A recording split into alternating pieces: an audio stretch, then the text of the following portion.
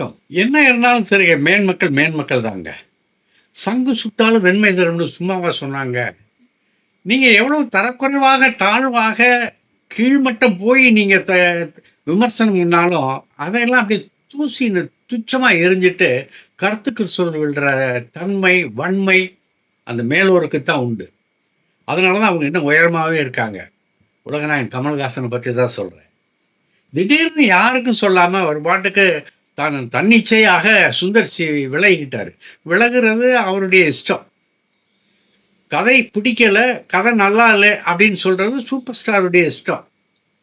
இவங்க 2 பேருக்கும் மத்தியில கிடந்து அல்லாடுறது யாருன்னா தயாரிப்பாளர் தான். இவர சமாதானப்படுத்துறதா, அவர சமாதானப்படுத்துறதாங்கிற ஒரு சிக்கல் வந்து சிலருக்கு ஏற்படும். அந்த சிக்கல் வந்து உலகநாயகனுக்கு ஏற்படவே இல்ல. என் நட்சத்திரத்துக்கு பிடித்தமான கதையை படமாக்குவது தான் எனக்கு ஆரோக்கியமானது. அடிச்சார் பாருங்க ஓங்கி. நான் முதலாளி தான். ஆனா என்னுடைய நட்சத்திரத்துக்கு விருப்பமான கதையை படமாக்குவது தான் ஆரோக்கியமானது. ஆரோக்கியமானதுங்கிறத அழுத்தி சொல்றாரு அவரு. சரி, புதியவர்கள் வந்தா கதை சொல்லி தான் எடுத்துக்குவீங்களா? நல்ல கதையாக இருந்தால் புதியவர்கள் என்ன யாராக இருந்தாலும் அவர்களை ஏற்றுக்கொள்வோம் அப்படின்னு சொல்லி இந்த பிரச்சனைக்கு ஒரு முடிவு கட்டிட்டு, அதாவது பரபரப்பா ஊடகங்கள்லாம் கதறிக்கிட்டு இருந்தன. ஒவ்வொருத்தன் அவனுக்கு ஏற்ற ஐடியாக்கள்லாம் சொல்லிட்டு இருந்தான். கடன் தொல்லை, அந்த தொல்லை, இந்த தொல்லை, அதனால அவருக்கு வந்து உதவி பண்ண வந்தார் ரஜினிகாந்த். அவரை ஏமாத்தி விட்டு இந்த மாதிரி போயிட்டான் சுந்தர் சி அப்படின்னு என்னென்னமோ சொன்னாங்க. அதெல்லாம் எதுவுமே இல்லை அப்படின்னு உலகநாயகன் கமல்ஹாசன் அச்சடித்த மாதிரி சொல்லிட்டு அதை பற்றியே பேசலைங்க. சுந்தர் சியை பற்றி ஒரு வார்த்தை சொல்ல, சுந்தர் சிங்கிற பேரை கூட அவர் சொல்லலை. எவ்வளோ ஒரு கண்ணியமான மனிதன், எவ்வளோ ஒரு கௌரவமான, அதுதான் சொன்னேன். பெரியவர்கள் பெரியவர்கள் தான், மேன்மக்கள் மேன்மக்கள் தான். சரி, இப்போ அந்த பிரச்சனை வந்து வேற ஒரு வடிவத்தில் போயிட்டு இருக்கு. டிவிகே சேர்ந்த டிவிகே வெற்றி அப்படிங்கிற ஒரு நண்பர், யாராக இருந்தாலும் சரி, ட்விட்டர் வலைத்தளத்தில், அதாவது எக்ஸ் வலைத்தளத்தில் அவங்களுடைய கருத்துக்களை பதிவு செய்கிறாங்க. அவங்க பதிவு செய்கிற உரிமை அவங்களுக்கு உண்டு.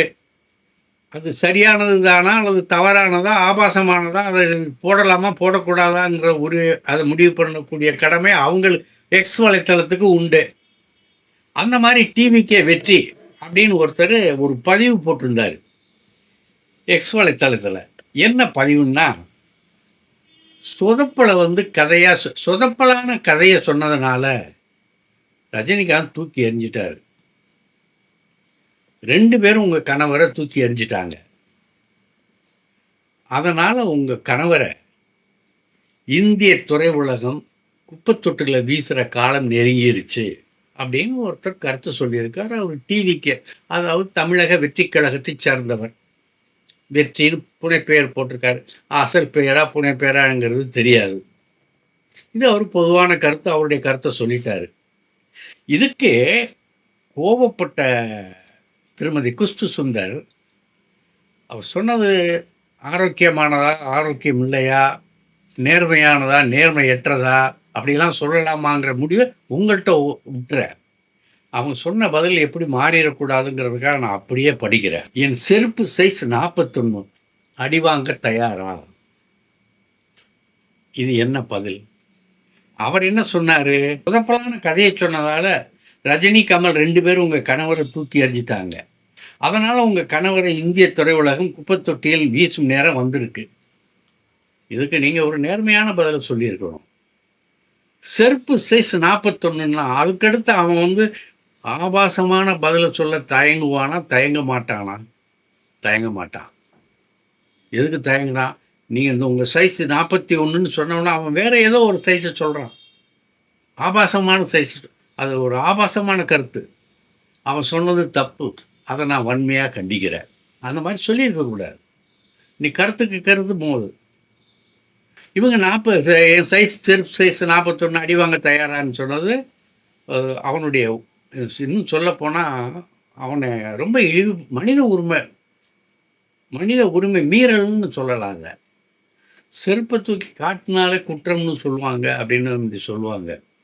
அது செருப்பால் அடித்தா என்ன ஆகும்? இந்த மாதிரி போகும்போது அவன் என்ன, இன்னொருத்தன் அதுக்கு ஒரு பதில். அவன் வந்து யாருன்னா, அவனும் தமிழக வெற்றி கழகத்தை சேர்ந்தவன் தான். அவன் என்ன சொல்றான், அதே டிவிகே வெற்றி என்ன சொல்றான்னா, "குசு உங்க செருப்பு சைஸ் இல்ல. வேற ஏதோ சைஸ். அது எனக்கு தேவையில்ல குசு.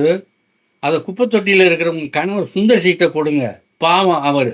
அப்படின்னு அவன் பதிவு போடுறான். இதுக்கு குஷ்பு பதில் சொல்றாங்க, "என் செருப்பு சைஸ் 41.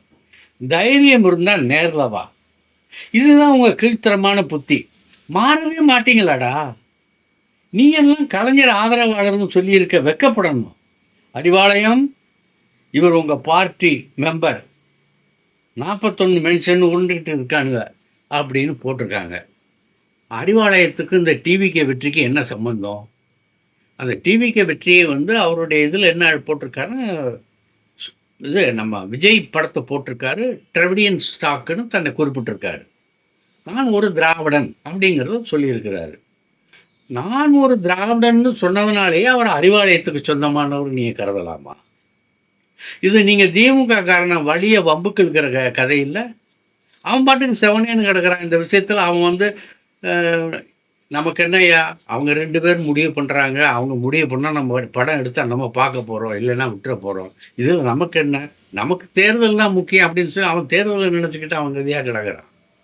அவனை நீங்கள் போய் சீண்டுனீங்கன்னா அவன் அவன் திரண்டான்னா அவன் வந்து எழுத ஆரம்பித்தான்னா எப்படியெல்லாம் எழுதுவான்னு உங்களுக்கு தெரியுமில்ல. இது குஷ்புனுடைய நடவடிக்கை, அவங்க பேசும் முறை, இதெல்லாம் நியாயமாக இருக்கா? பொதுமக்களை நீங்களே முடிவு பண்ணுங்க. நீங்கள் உங்கள் சைஸ் 41ன்னு சொன்னதுனால தான் அவன் இல்லாததெல்லாம் போட்டு சொல்லி ஆபாசமான ஒரு இதை சொல்கிறான். ஒரு மனிதனாக நீங்கள் பார்க்காம நீங்கள் மனிதனை மிருகமாக பார்த்தீங்கன்னா, அது மிருகமாக நீங்கள் என்ன பார்க்குறீங்களோ அதே பார்வையில் தான் அவனும் பார்ப்பான். நீங்கள் அவனை மிருகமாக பார்த்தா அவன் அந்த மிருகத்தினுடைய வாசனையோடு தான் அவங்கள பார்ப்பான். இது இயல்பு. இதை விட்டுட்டு அப்புறம் ஐயோ குய்யோ முறையும் கத்தக்கூடாது. இந்த மாதிரி ஆபாசமாக திட்டாங்க, இதை வந்து அரசாங்கம் நடவடிக்கை எடுக்கக்கூடாதா, இப்படிலாம் அப்படிலாம் கேட்கக்கூடாது. எது நியாயம்னு உங்களுக்கு படுதோ அதை நீங்கள் செய்யுங்க, அதை சொல்லுங்க. என்ன அவன் சொன்னாலும் அதுக்கு நீங்கள் ஒரு கடுமையான பதிலை உங்களுக்கு சொல்ல தெரியாதா? நீங்கள் ஒரு தேசிய கட்சி, பெரிய கட்சி, அந்த கட்சியில் இருக்கீங்க. பிஜேபியில் உங்களுக்கு மிகப்பெரிய பதவி வரப்போகுதுன்னு வேற சமீப காலமாக நியூஸ்கள்லாம், அதாவது செய்திகள், தகவல்கள்லாம் வந்துக்கிட்டு இருக்கு. அகில இந்திய அளவில் உங்களை உயர்த்தி வைக்க போகிறோம் அப்படின்னு சொல்கிறாங்க. அகில இந்திய அளவில் உயர்த்தி வைக்க போகிற உங்களை நீங்கள் இந்த மாதிரி தரமற்ற வார்த்தைகளால் சொல்லும்போது எதிராளியும் தரமற்ற வார்த்தைகளால் தான் உங்களை வீசுவோம், வர்ணிப்பான். இது தவிர்க்க முடியாதது. ஏன்னா இன்றைக்கி வந்து யுகம் வந்து அந்த மாதிரி யுகம். இந்தியெல்லாம் நீங்கள் பத்திரிகையாளர்கள் அப்படி இருந்தாங்க, நேர்மையாக நீங்கள் எதுவும் தகவல்னு சொல்லுவீங்க, கண்டிப்பீங்க, ரைட்டு. அவங்களும் பத்திரிகையாளர்களும் சகிச்சுட்டு போயிடுவாங்க. சரி, குஷ்பு சொன்னதெல்லாம் நியாயம் இருக்குது அப்படின்ட்டு அவங்க போயிடுவாங்க. இப்போ அப்படி இல்லை, பொதுத்தளமாகிருச்சு இந்த சோசியல் மீடியாவில் எல்லாருக்கும் உரிமை இருக்குது. எழுதுறதுக்கோ பேசுகிறதுக்கோ சொல்கிறதுக்கோ உரிமை இருக்குது.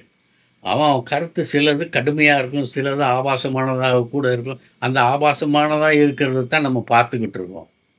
இதில் நீங்களே ஆபாசமாக நீங்கள் அவனை திட்டும்போது அவனும் உங்களை எதிர்நோக்கி அந்த மாதிரி தான் வீசுவான். அதனால் தப்பு உங்கள் மேலே தான் அப்படிங்கிறது என்னுடைய கருத்து. ஏன்னா உங்களை எனக்கு நீண்ட காலமாக தெரியும். இது நீங்கள் எவ்வளோ அன்பாக பழகுவீங்க அப்படிங்கிறதும் எனக்கு தெரியும். ஏன் அவசரப்பட்டு இந்த மாதிரி வார்த்தையை விட்டீங்கிறது தான் எனக்கு புரியலை. அதனால தான் விஜய் ரசிகர் நீ இன்னொருத்தன் என்ன சொல்கிறான்னு தெரியுமா?